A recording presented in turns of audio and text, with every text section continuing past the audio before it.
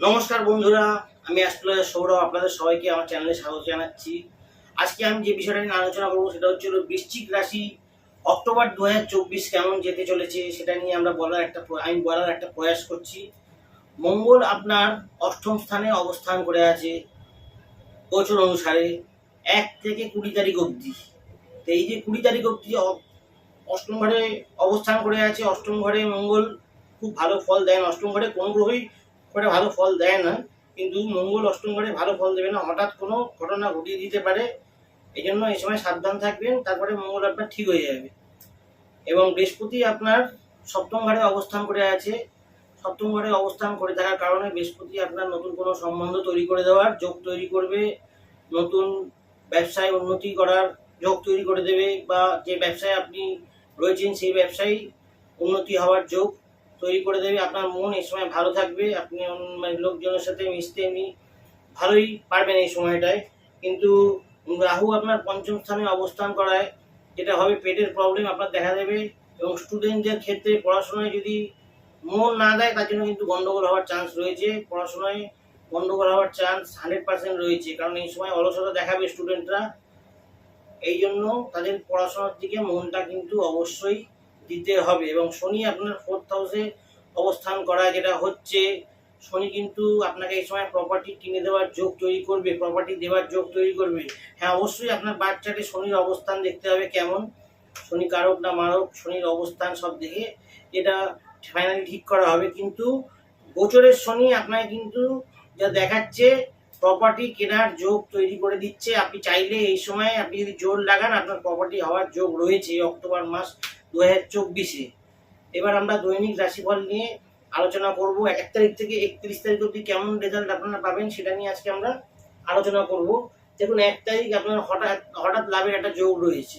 1 তারিখ একদম প্রথম দিনই একটা হঠাৎ লাভের যোগ রয়েছে। 2 তারিখ এবং 3 তারিখ আপনাদের জন্য খুব ভালো, কোনো অসুবিধা নেই। যে কোনো কাজ করতে পারেন, যে কোনো ইনভেস্টমেন্ট করতে পারেন, আপনাদের দিনটা ভালো যাবে, কোনো অসুবিধা হবে না।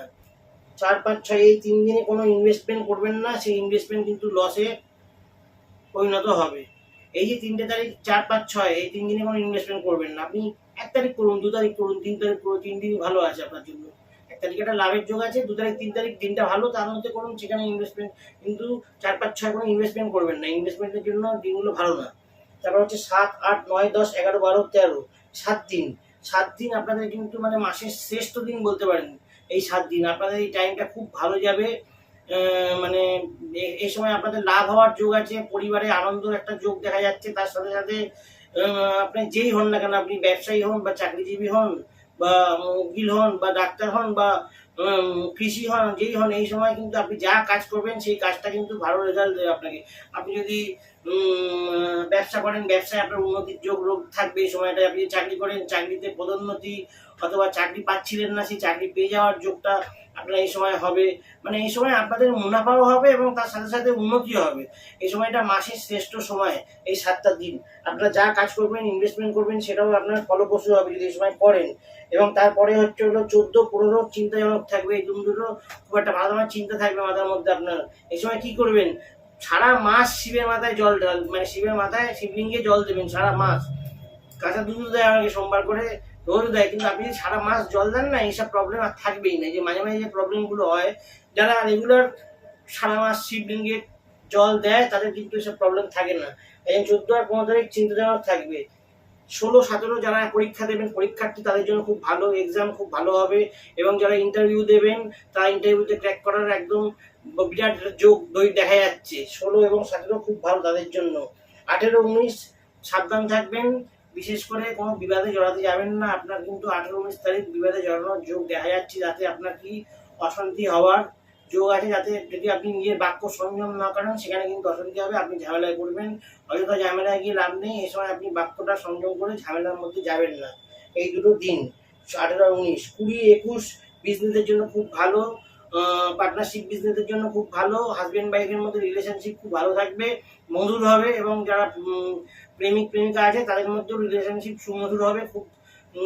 যাতে জিনিসটা আরো ভালো ভবিষ্যতের দিকে নতুন নতুন কোনো পরিচয়ের মধ্যে আসতে পারে, সেই রকম একটা ব্যবস্থা হবে। এই সময়টা খুব ভালো। তার সাথে সাথে হচ্ছে হলো 22-23 তারিখ শরীর নিয়ে সমস্যা দেখা দিতে পারে, শরীরটার দিকে নজর রাখবেন। 22 এবং 23 তারিখ, 24, 25, 26, 27, 28, 29, 30, এই 24 থেকে 30 তারিখ অবধি আপনার খুব সুন্দর সময়, বিজনেসের পক্ষে খুব ভালো। এবং এই সময়টায় আপনি কিন্তু মানে ফলপ্রসূ হবে, দেখা যাচ্ছে আপনার ট্রাভেলও হবে, বেড়াতে যাওয়া হবে, এবং বেড়াতে যাওয়া মানে ভালো হবে, বেড়াতে যাওয়ার কোনো প্রবলেম হবে না, বাধা আসবে না, আপনারা ভালোভাবে ঘুরে আসবেন। এবং এই যে টাইমটা 24 থেকে 30 তারিখ, এই পিরিয়ডে আপনার কিন্তু লাভই হবে, লস হওয়ার কোনো যোগ নেই। হঠাৎ প্রাপ্তির একটা যোগও আছে এই সময়টায়। অতএব এই সময়টা আপনার ঘোরা বেড়ানো হবে, হঠাৎ প্রাপ্তি হবে এবং আনন্দেই সময়টা কাটবে। 31 তারিখ নো ইনভেস্টমেন্ট, 31 তারিখ কোনো ইনভেস্টমেন্ট আপনি করবেন না। এবার যেটা বলছি, এটা দেখুন সার্বজনীন যে রেজাল্টটা বললাম, এটা হচ্ছে সার্বজনীন, সবার জন্য, সবার কি এক রেজাল্ট হবে? 19-20 হবে বার্থ চার্ট অনুযায়ী। বার্থ চার্টের লগ্ন ধরে আমরা কি এই গোচরও ফেলি, তার সাথে সাথে মহাদশা অন্তর্দশা সব ক্যালকুলেট করে তার রেজাল্ট আমরা বের করে আপনাদের দিই। তা আপনারা যদি নিজেদের বার্থ চার্ট পার্সোনালি কনসাল্ট করাতে চান, আপনারা চাইলে আমার সাথে যোগাযোগ করতে পারেন। আপনারা আমার এখানে অনলাইন অফলাইন দু রকমের ফ্যাসিলিটি আপনারা পাবেন। তাহলে ভিডিওটা ভালো লাগলে চ্যানেলটা লাইক করবেন ও সাবস্ক্রাইব করবেন। আজকের মতো ভিডিওটা এখানে শেষ করছি। নমস্কার।